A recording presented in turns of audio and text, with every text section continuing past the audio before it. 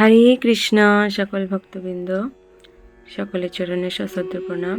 প্রথমে আমি আমার গুরু মহারাজের চরণে সশ্রদ্ধ প্রণাম জানাই, তারপর জগৎগুরু শিল প্রভুপাদের চরণে সশ্রদ্ধ প্রণাম জানাই, তার কাছ থেকে কৃপা আশীর্বাদ করুণা ভিক্ষা করি। আমরা শ্রীমদ্ ভগবদ গীতার মাহাত্ম্য পাঠে পাঠে আলোচনা করছিলাম। এর আগে 7টি অধ্যায়ের মাহাত্ম্য আলোচনা হয়েছে, আজকে 8ম অধ্যায়ের মাহাত্ম্য আলোচনা করব। তো এগুলি সব পুরাণের লেখা আছে, তো সেইটাই আমি এখন বলবার চেষ্টা করছি। হরে কৃষ্ণ, প্রণাম।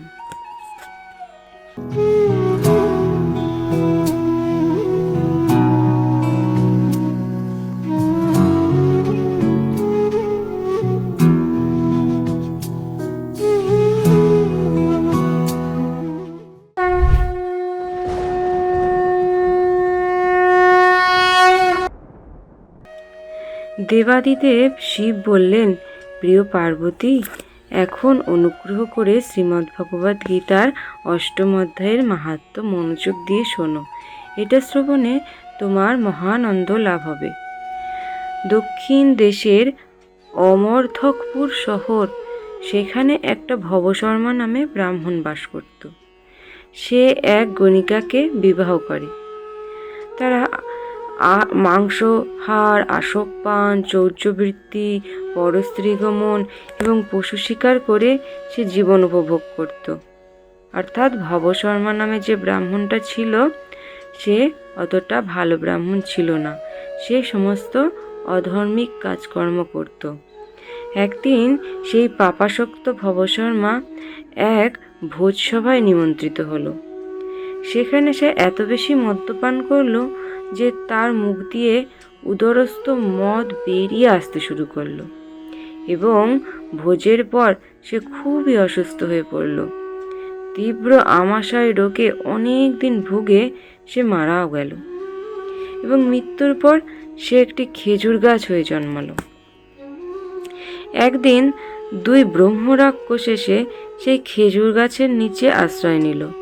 তাদের পূর্ব জীবন ছিল এরকম, অর্থাৎ ওই যে ব্রহ্মরাক্ষস দুটি এসেছিল তাদের পূর্ব জীবনটা এখন বর্ণনা করা হচ্ছে। কুশীবল নামে এক ব্রাহ্মণ ছিল। সে ছিল বেদজ্ঞ ও জ্ঞানের সকল শাখায় তার জ্ঞাত ছিল। তার স্ত্রী ছিল কুমতি। সে ছিল এক দুষ্প্রবৃত্তি পরায়ণা নারী। ব্রাহ্মণটি পণ্ডিত হলেও লোভী ছিল। স্ত্রীর সঙ্গে সেও প্রতিদিন ভিক্ষা করত, কিন্তু অন্য কোনো ব্রাহ্মণকে সে কখনো ভিক্ষা দিত না। তাদের মৃত্যুর সময় উপস্থিত হলে তারা ব্রহ্মরাক্ষসের রূপ লাভ করল, এবং ক্ষুধা তৃষ্ণায় কাতর হয়ে অবিরাম ঘুরতে থাকল। যত্রতত্র ঘুরে বেড়াচ্ছিল তারা। একদিন ঘুরতে ঘুরতে তারা ওই খেজুর গাছের নিচে এসে বিশ্রাম করল। সেই খেজুর গাছ যেখানটায় ওই ভবশর্মা নামে ব্রাহ্মণটা খেজুর গাছ হয়েছিল, সেই খেজুর গাছ। তখন সেই স্ত্রী তার স্বামীকে জিজ্ঞাসা করল, কিভাবে আমরা এই ব্রহ্মরাক্ষসে অভিশপ্ত জীবন থেকে মুক্তি পাব? তখন তার স্বামী বলল, ব্রহ্ম জ্ঞানের দ্বারা, অর্থাৎ আত্মজ্ঞানের দ্বারা, ফলপ্রসূ কার্যাবলীর জ্ঞানের দ্বারা। এই সকল জ্ঞান ছাড়া আমাদের পাপময় প্রতিক্রিয়া থেকে মুক্ত হওয়া সম্ভব নয়। একথা শুনে স্ত্রী জিজ্ঞাসা করল, কিং তদ ব্রহ্ম কিং আধ্যাত্মং কিং কর্ম পুরুষোত্তম, হে স্বামিনা, ব্রহ্ম কি, আত্ম কি, ফলপ্রদ কার্য কি? সম্পূর্ণ দৈবক্রমে তার স্ত্রী শ্রীমদ্ ভগবত 8ম অধ্যায়ের 1ম শ্লোকের অর্ধাংশ জপ করল। অর্থাৎ এই যে কিং তদ ব্রহ্ম কিং অর্থার্থং কিং কর্ম পুরুষোত্তম, এটা হলো শ্রীমদ্ ভগবদ গীতার 8ম অধ্যায়ের 1ম শ্লোকের অর্ধাংশ, যেটা সে না জেনেই উচ্চারণ করে ফেলেছিল তার প্রশ্ন হিসাবে। তখন এই অর্থ শ্লোক শুনে ভবশর্মা বৃক্ষরূপ থেকে মুক্ত হলো। অর্থাৎ যে ওই খেজুর গাছ হয়েছিল, সেই যে ব্রাহ্মণ ভবশর্মা, সে সেই বৃক্ষরূপ থেকে মুক্ত হয়ে গেল এবং পুনরায় সর্বপাপ মুক্ত হয়ে ব্রাহ্মণের রূপ পরিগ্রহ করল। অর্থাৎ এবার সেই ভবশর্মা ভিক্ষুরূপ থেকে মুক্ত হয়ে একটা ব্রাহ্মণের রূপ ধারণ করলো এবং এই সময় সে কোনো পাপ কাজে প্রবৃত্ত হলো না।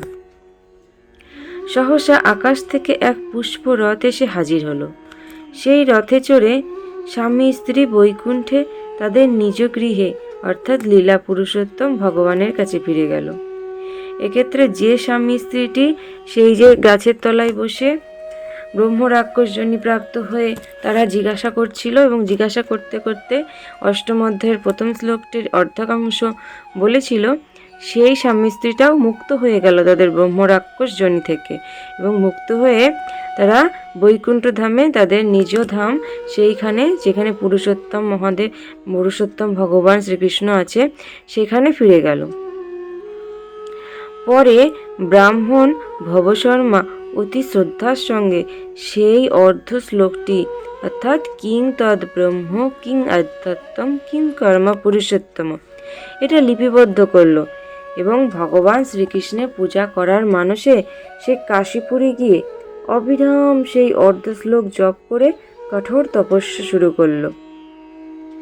ইতিমধ্যে বৈকুণ্ঠে লক্ষ্মীদেবী ভগবান শ্রী বিষ্ণুকে সহসা নিদ্রোত্থিত দেখে করজোড়ে জানতে চাইলেন, আপনি এত শীঘ্র কেন নিদ্রা থেকে জাগরিত হলেন?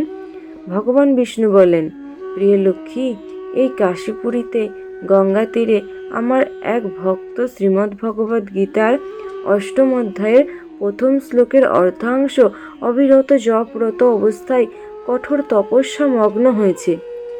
তার এই ভক্তির পুরস্কার কি হতে পারে সেটাই আমি চিন্তা করছি। পার্বতী দেবাদিদেব মহাদেবকে তখন জিজ্ঞাসা করলেন।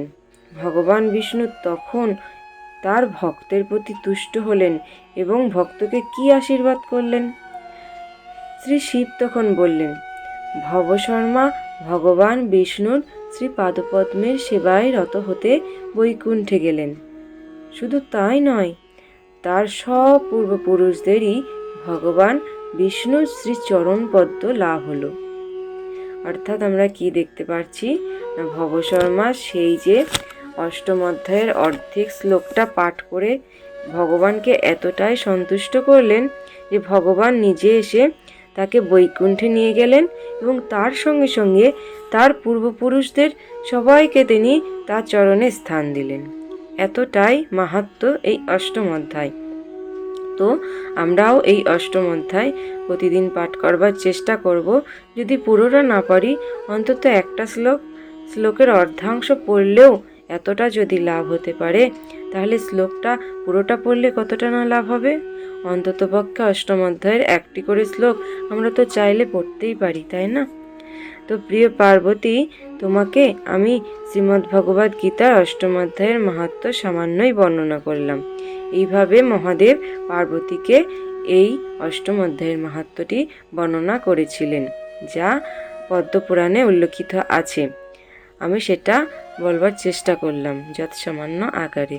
হরে কৃষ্ণ, প্রণাম।